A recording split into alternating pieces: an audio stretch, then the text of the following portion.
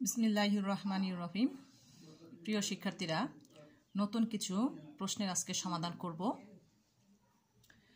তো প্রশ্নটি হলো, বেনজিন একটি অ্যারোমেটিক যৌগ ব্যাখ্যা করো। আমরা দেখতে পাচ্ছি প্রশ্নটি 19-এ এসেছে। এছাড়া আরও একটি প্রশ্ন রয়েছে, ফিউরান একটি অ্যারোমেটিক যৌগ ব্যাখ্যা করো। এটি 2018-তে এসেছে। এছাড়া আরও একটি প্রশ্ন রয়েছে, পিরিডিন একটি অ্যারোমেটিক যৌগ ব্যাখ্যা করো। 16 এবং 20-এ এসেছে। তো এই তিনটি প্রশ্নের উত্তর কিন্তু একই রকম, ঠিক আছে, একই রকম। আচ্ছা, তো এই তিনটি প্রশ্ন আমি একসাথে লিখলাম এই কারণে, যাতে করে তোমরা এই তিনটি প্রশ্নের উত্তর একই সাথে শিখে যেতে পারো খুব সহজ করে। কেমন? তো উত্তরগুলো আমি সহজ করে লিখেছি। তো প্রথমে আমরা সমাধান করব, বেনজিন একটি অ্যারোমেটিক যৌগ ব্যাখ্যা করো। তো প্রশ্নের উত্তরটি আমরা এভাবে সুন্দর করে একটু সাজিয়ে লিখব, বেনজিন একটি অ্যারোমেটিক যৌগ কারণ। কেমন? এরপর আমরা লিখব যে সকল যৌগ হাকেল তথ্য মেনে চলে তাদেরকে অ্যারোমেটিক যৌগ বলে। আর হাকেল তথ্যানুসারে অ্যারোমেটিক যৌগে 4n+2 সংখ্যক সঞ্চারণশীল পাই ইলেকট্রন থাকে, যেখানে n এর মান হবে 0, 1, 2, 3, 4 এরকম সংখ্যাগুলো। কেমন? এখানে n মূলত চক্র সংখ্যা নির্দেশ করে, অ্যারোমেটিক যৌগে চক্র সংখ্যা নির্দেশ করে। আচ্ছা, এরপর আমরা লিখব যে বেনজিন একটি অ্যারোমেটিক যৌগ কারণ এটি হাকেল তথ্য মেনে চলে। এবং এরপরে আমরা দেখো বেনজিনের শুধু এখানে একটা চক্র লিখব। লিখে এখানে আমরা লিখব যে হাকেল তথ্যানুসারে 4n+2 = 6। তারপরে এখান থেকে আমরা n বের করে নিব। এখন দেখো এই যে 4n+2 = 6 আমরা কেন লিখলাম? মূলত হাকেল তথ্যানুসারে অ্যারোমেটিক যৌগে সবসময় 4n+2 সংখ্যক সঞ্চারণশীল পাই ইলেকট্রন থাকবে। আমরা এখানে দেখতে পাচ্ছি যে বেনজিনে মোট 6টি সঞ্চারণশীল পাই ইলেকট্রন রয়েছে। এই যে দেখো, এই বন্ধনে একজোড়া সঞ্চারণশীল পাই ইলেকট্রন রয়েছে, এই বন্ধনে একজোড়া রয়েছে, এই বন্ধনে একজোড়া রয়েছে। ঠিক আছে, এগুলো মূলত সঞ্চারণশীল পাই ইলেকট্রন। ঠিক আছে, এগুলো রেজোনেন্সে অংশগ্রহণ করে, এই কারণে এই ইলেকট্রনগুলোকে সঞ্চারণশীল পাই ইলেকট্রন বলে। ঠিক আছে। আচ্ছা, এখন দেখো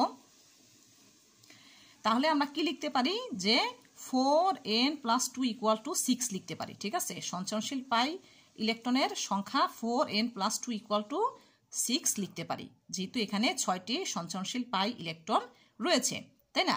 তারপর আমরা এখান থেকে n এর মান বের করে নিব। তাহলে আমরা এখানে দেখতে পাচ্ছি যে n এর মান হলো 1, অর্থাৎ এখানে চক্র সংখ্যা হবে একটি। তাহলে এখানে কিন্তু একটি মাত্র চক্র সংখ্যাই রয়েছে।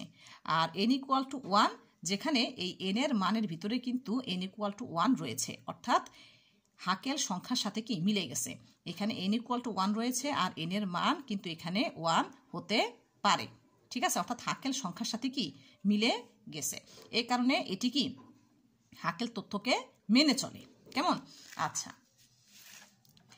এরপরে দেখো একই রকম কথা, যে ফিউরান একটি অ্যারোমেটিক যৌগ ব্যাখ্যা করো।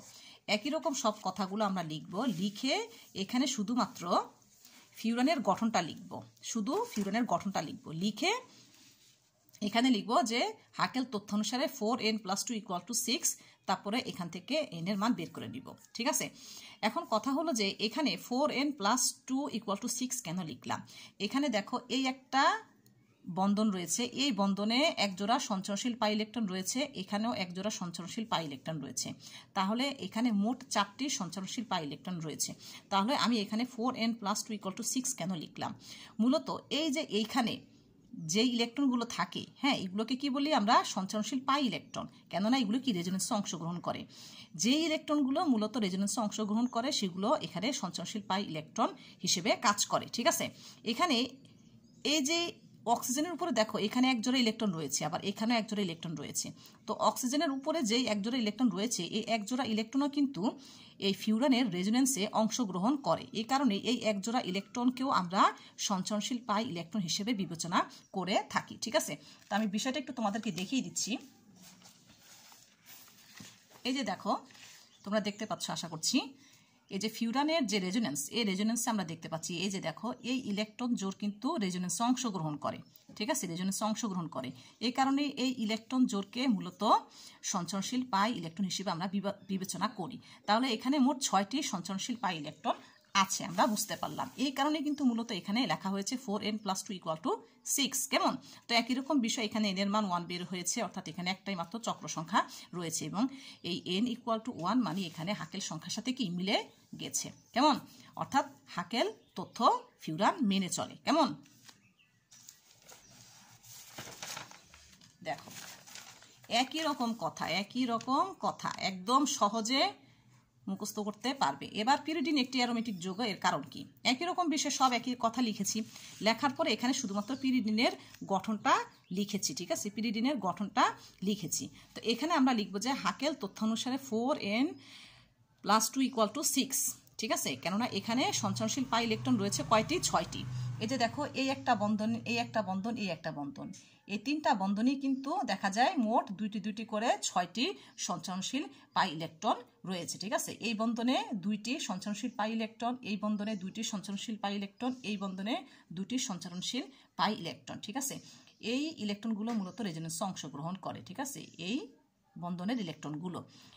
তো এখানে আমরা এই জন্য 4n+2 = 6 লিখলাম। ঠিক আছে, এখন কথা হলো, অনেকে ভাবতে পারো যে ম্যাডাম তাহলে এই ইলেকট্রন জোড় এগুলো কি তাহলে রেজোনেন্সে অংশগ্রহণ করে না? হ্যাঁ, এগুলো কোনো রেজোনেন্সে অংশগ্রহণ করে না। আমি তোমাদেরকে বিষয়টি একটু দেখিয়ে দিচ্ছি। ঠিক আছে,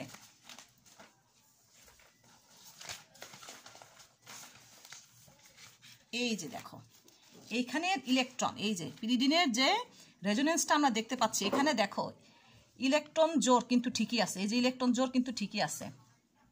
ঠিক আছে,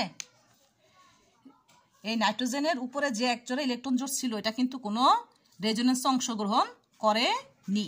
ঠিক আছে, রেজোনেন্সে অংশগ্রহণ করেনি। এই যে একজোড়া ইলেকট্রন, এই যে একজোড়া ইলেকট্রন, এই যে একজোড়া ইলেকট্রন, এই যে একজোড়া ইলেকট্রন, এই যে একজোড়া ইলেকট্রন, দেখছো সবগুলিতেই কিন্তু নাইট্রোজেন একজোড়া ইলেকট্রন থাকার কথা, সবগুলিতেই কিন্তু আছে।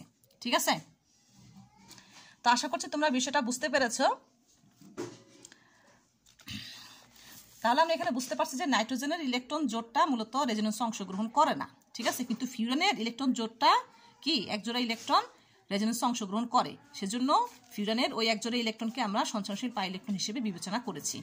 তো আশা করছি তোমরা খুব সহজেই প্রশ্নগুলো আয়ত্ত করতে পারবে।